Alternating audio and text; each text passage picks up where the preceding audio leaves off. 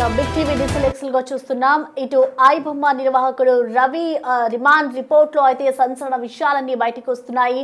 ఇటు కుకట్పల్లిలోని రవి నివాసానికి పోలీసులు చేరుకొని అతన్ని అరెస్ట్ చేసే టైంలో ఇటు రవి పోలీసులను ముప్పతిప్పలు పెట్టినట్లుగా కూడా తెలుస్తూ ఉంది. సో అరెస్ట్ చేసే సమయంలో పోలీసులకైతే చుక్కలు చూపించాడు రవి. సో దీనికి సంబంధించి కూడా ఆయన రిమాండ్ రిపోర్ట్ లో అయితే విస్తుపోయే నిజాలు వెల్లడవుతున్నాయి.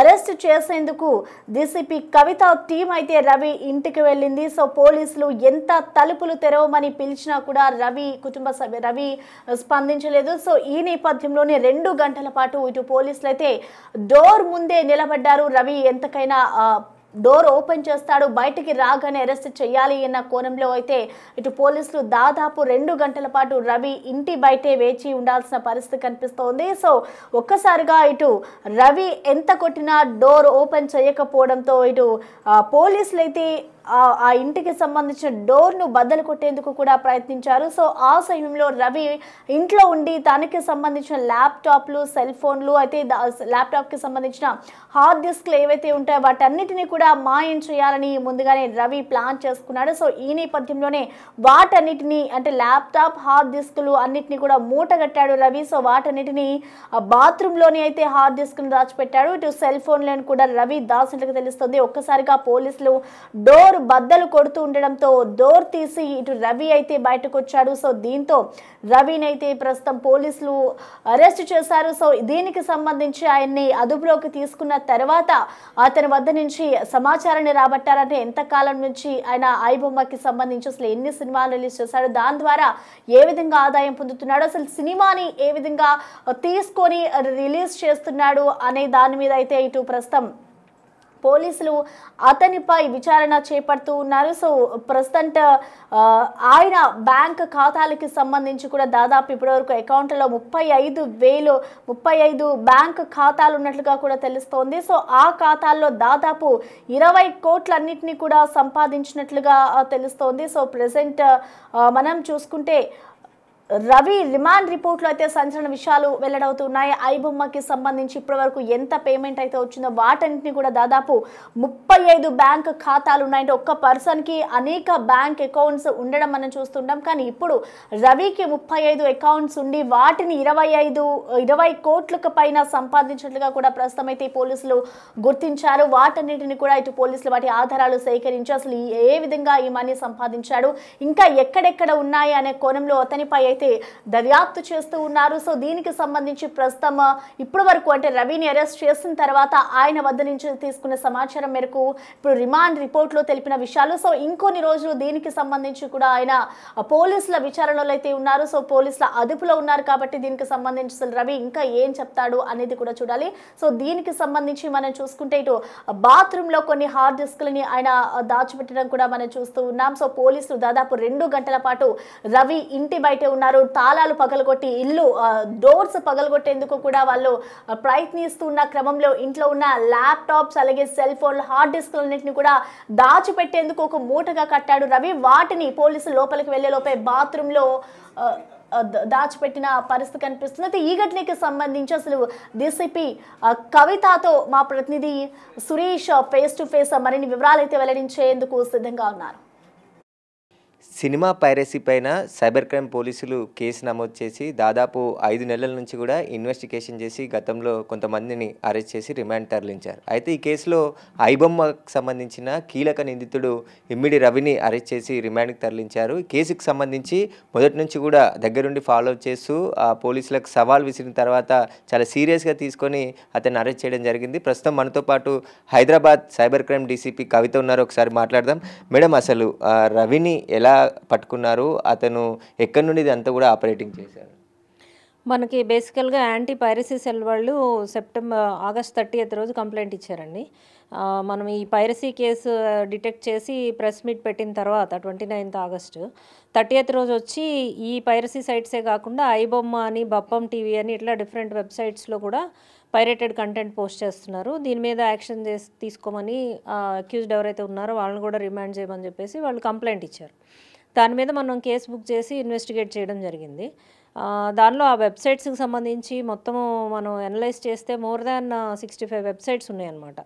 ఒక వెబ్సైట్ డౌన్ అయితే ఇంకో వెబ్సైట్ అప్ చేయడం, ఇట్లా మిర్రర్ వెబ్సైట్స్ క్రియేట్ చేయడం, ఇట్లా డిఫరెంట్ వెబ్సైట్స్ ద్వారా తెలుగు కానీ సౌత్ ఇండియన్ మూవీస్లో ఉన్న కంటెంట్ అంతా కూడా కొత్తగా రిలీజ్ అయిన మూవీని టెలిగ్రామ్ ఛానల్స్ ద్వారా, తర్వాత ఓటీటీ కంటెంట్ని కూడా థర్డ్ పార్టీ సాఫ్ట్వేర్స్ ద్వారా ఇతను తీసుకొని దాన్ని ఇమీడియట్గా అప్లోడ్ చేయడము చాలా పాపులర్ అనమాట ఈ వెబ్సైట్స్ ఏవైతే ఉన్నాయో. ఈ కంటెంట్కున్న క్వాలిటీని బట్టి అందరిలోకి రీచ్ అయిపోయింది ఇది. సో ప్రజలందరూ కూడా ఇవి చూడడానికి బాగా అలవాటు పడిపోయారు. దీనివల్ల ఇండస్ట్రీకి చాలా లాస్ అవుతుందని వాళ్ళు ఇచ్చిన దాని మీద మనం ఇన్వెస్టిగేషన్ చేసామండి. చేసినప్పుడు ఆ వెబ్సైట్స్ మొత్తం అంతా టెక్నికల్గా అనలైజ్ చేసి మా టీం అంతా కూడా డే అండ్ నైట్ ఎవరైతే రిజిస్ట్రీ ఉన్నారో, తర్వాత నోడల్ ఎవరు ఉన్నారో, ఆ వెబ్సైట్ హోస్టింగ్ ఏజెన్సీ ఎవరు ఉన్నారో, తర్వాత పేమెంట్ ఎవరి ద్వారా జరిగిందో, ఇవన్నీ కూడా అనాలిసిస్ చేయడం జరిగింది. బేసికల్గా ఆ వెబ్సైట్లో ట్రాఫిక్ ఎలా జనరేట్ అవుతుంది, ఎన్ని హిట్స్ వస్తున్నాయి, దానిలో ఆ వెబ్సైట్ యాడ్స్ ఎక్కడి నుంచి పోస్ట్ అవుతున్నాయి, ఆ యాడ్స్ పోస్ట్ చేసే ఏజెన్సీ ఏదన్నా ఉందా, ఇలా డిఫరెంట్ యాంగిల్స్లో మేము ఇన్వెస్టిగేషన్ అనేది చేయడం జరిగింది. ఇవన్నీ చేసి అంతా కూడా కన్సాలిడేట్ చేసినప్పుడు మనకి ఈఆర్ ఇన్ఫోటెక్ అనే కంపెనీ అనేది రెస్పాన్సిబుల్ అనేది మనము అనలైజ్ చేయడం జరిగింది. దీని వెనక ఎవరున్నారని చూస్తే మనకి ఇమండి రవి అనే అతను వెలుగులోకి వచ్చాడు.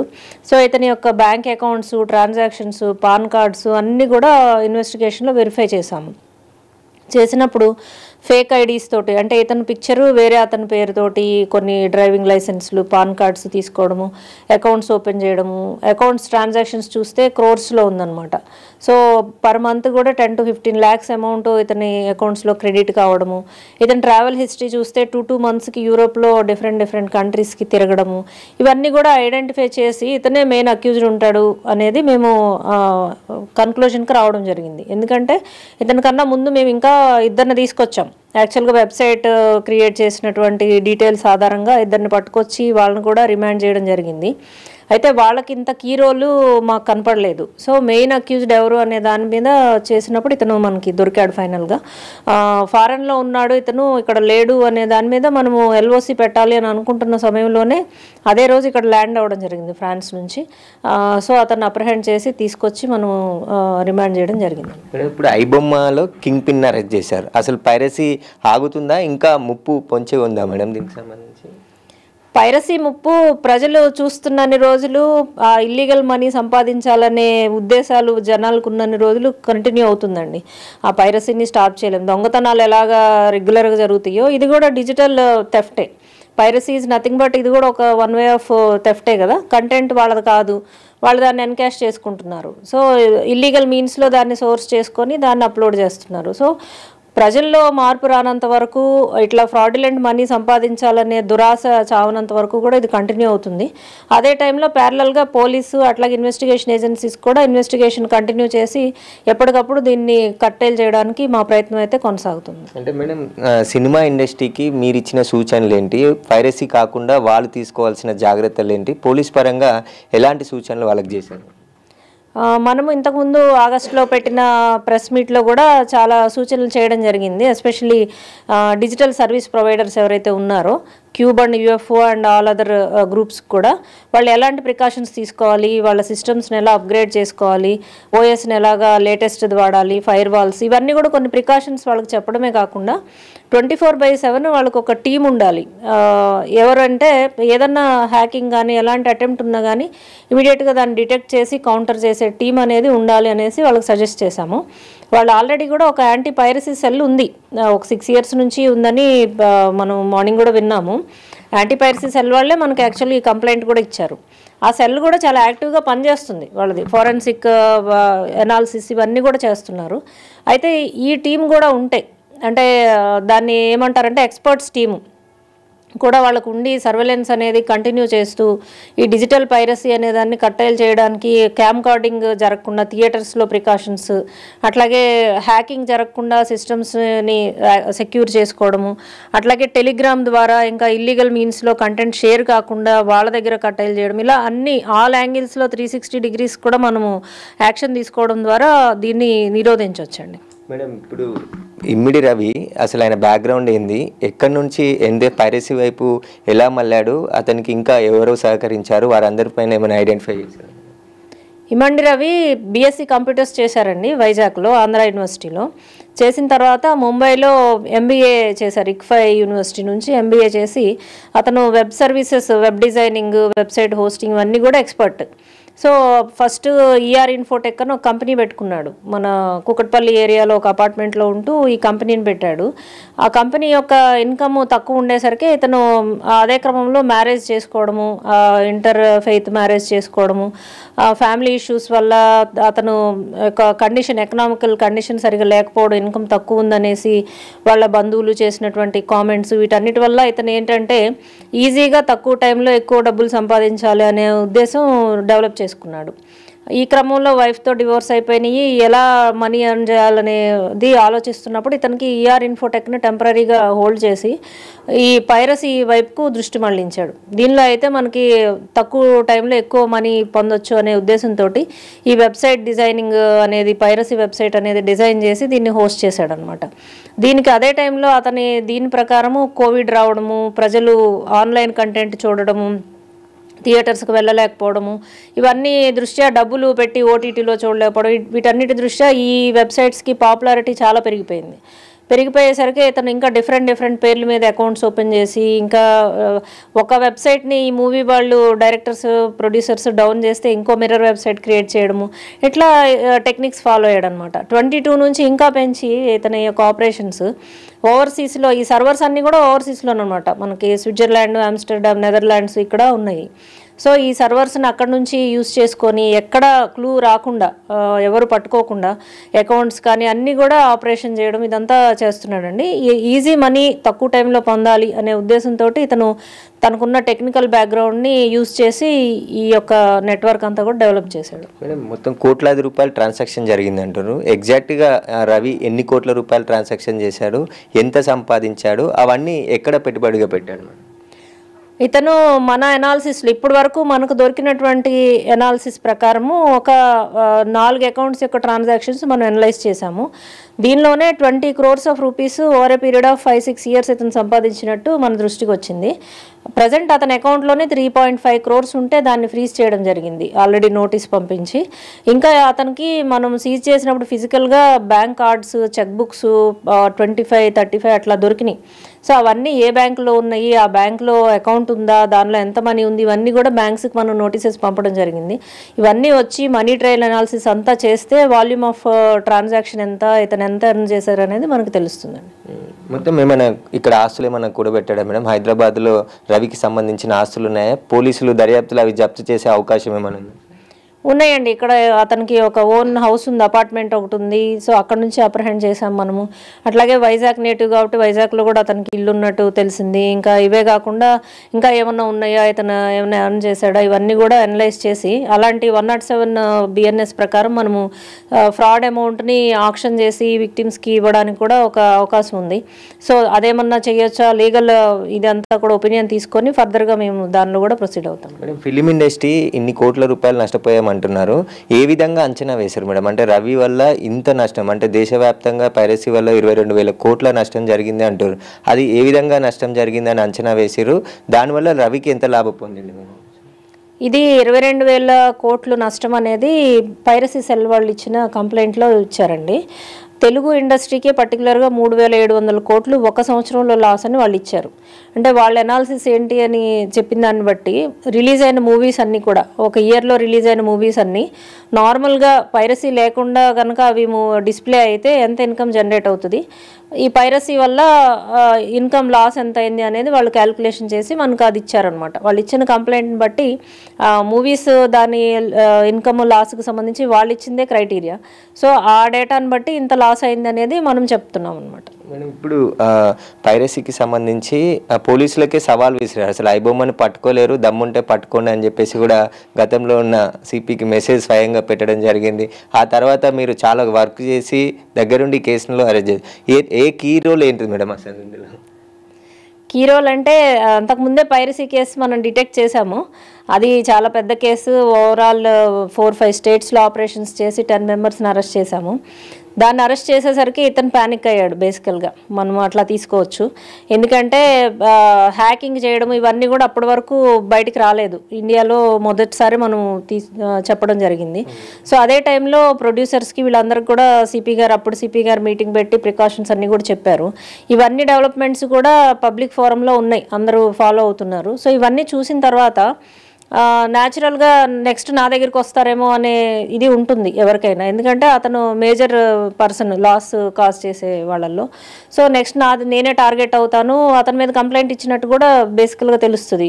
సో అందుకోసము ఆ యొక్క సైకలాజికల్ ఇది సిచ్యువేషన్ తోటి అతను రకరకాల మెసేజెస్ పెట్టాడు. బట్ ఎవరేం పెట్టినా పెట్టకపోయినా మా కోర్స్ ఆఫ్ యాక్షన్ అయితే మేము తీసుకుంటాం. అతను ఇచ్చిన థ్రెట్ కానీ ఛాలెంజ్ కానీ వాటితో మాకు సంబంధం లేదు. ఎందుకంటే అతను పోలీస్కి ఇచ్చాడా, మూవీ వాళ్ళకి ఇచ్చాడా, ఇవన్నీ కూడా మేము పట్టించుకోలేదు. మా యొక్క ఇన్వెస్టిగేషన్ కంటిన్యూ చేశాము. ఇలాంటి ఛాలెంజెస్ ఇవన్నీ కేర్ చేయాల్సిన అవసరం లేదు. మన ఇన్వెస్టిగేషన్ కోర్స్ అయితే కంటిన్యూ అవుతుంది. ఇప్పుడే కాదు, నెక్స్ట్ ఎప్పుడైనా కానీ ఎవరైనా పోలీస్ ఆఫీసర్స్ అట్లా థ్రెట్స్ లేకపోతే వాటిని ఎవరు కూడా కేర్ చేయరు. మా ప్రొఫెషనల్గా ముందుకు వెళ్ళాము, డిటెక్ట్ చేయాలనే ఉద్దేశంతో చేసాము. డే అండ్ నైట్ దాని మీద టెక్నికల్ అనాలిసిస్ చేసాము. ఇందాక చెప్పినట్టు ఫైనల్గా మనము రీచ్ అవ్వగలిగాము. ఈ ట్రాన్సాక్షన్ అంతా ఎక్కడి నుండి వచ్చింది మేడం? అంటే రవి అకౌంట్లకి ఇప్పుడు 20 కోట్లు గుర్తించామన్నారు. బెట్టింగ్ యాప్స్ మెయిన్ చెప్తున్నారు, వాటి నుండే వచ్చిందా, ఇంకా అదర్ సోర్స్ ఏమన్నా ఉందా? నేను పర్సనల్గా అతనితో మాట్లాడినప్పుడు, ఇంట్రాగేషన్ చేసినప్పుడు, నీకు ఎక్కడి నుంచి ఇన్కమ్ అంతా సోర్స్ అవుతుంది అని అడిగినప్పుడు, వెబ్సైట్లో ఫ్రీగా మూవీ చూస్తున్నప్పుడు ఇన్కమ్ నీకు ఎలా వస్తుంది అని క్వశ్చన్ చేసినప్పుడు మనకు అతను చెప్పిన రిప్లై ఏంటంటే, ఏదైనా ఇప్పుడు టీవీలో సీరియల్ వస్తుంటే మధ్యలో యాడ్స్ వస్తాయి. సో ఆ యాడ్స్ వల్ల ఆ ఛానల్ వాళ్ళకి ఇన్కమ్ వస్తుంది. అట్లాగే ఈ వెబ్సైట్ ఎవరైతే హోస్ట్ చేశారో, ఎవరైతే రన్ చేస్తున్నారో, అడ్మిన్ కొన్ని యాడ్స్ డిస్ప్లే చేయడం ద్వారా దాని నుంచి జనరేట్ అయ్యే ఇన్కమ్ ఇతనికి వస్తుంది, వెబ్సైట్ అడ్మిన్కి. అట్లా ఇతని వెబ్సైట్లో ఐబొమ్మ అండ్ బప్పమ్మ టీవీ దానిలో బెట్టింగ్, గేమింగ్ యాడ్స్ డిస్ప్లే చేయడం ద్వారా జనరేట్ అయిన ఇన్కమ్ ఇతనికి ఇన్కమ్ అనమాట. గేమింగ్, బెట్టింగ్ ఆర్గనైజర్స్ ఎవరైతే ఉన్నారో వాళ్ళే ఇతని పార్ట్నర్స్. ఎవరు నీ పార్ట్నర్స్ అని అంటే, ఇండియాలో ఎవరు లేరు, వాళ్ళందరూ ఓవర్సీస్లో ఉన్నారు, వాళ్ళే నా పార్ట్నర్స్ అని చెప్తున్నాడు. బేసికల్గా ఇండైరెక్ట్గా ఏంటంటే betting and gaming organisers. Madam, ఈయన పౌరసత్వం ఇక్కడ కాకుండా ఇతర దేశాలకు సంబంధించి తీసుకున్నారన్నారు. అది ఏ దేశంలో తీసుకున్నాడు, అసలు ఎప్పుడు తీసుకున్నాడు, ఈయనకి ఇక్కడ ఉన్న చట్టాలు వర్తిస్తాయా, లేదంటే ఈ కేసు సిబిఐ, ఈడీ కూడా ఎంటర్ అయ్యే అవకాశం ఉందా?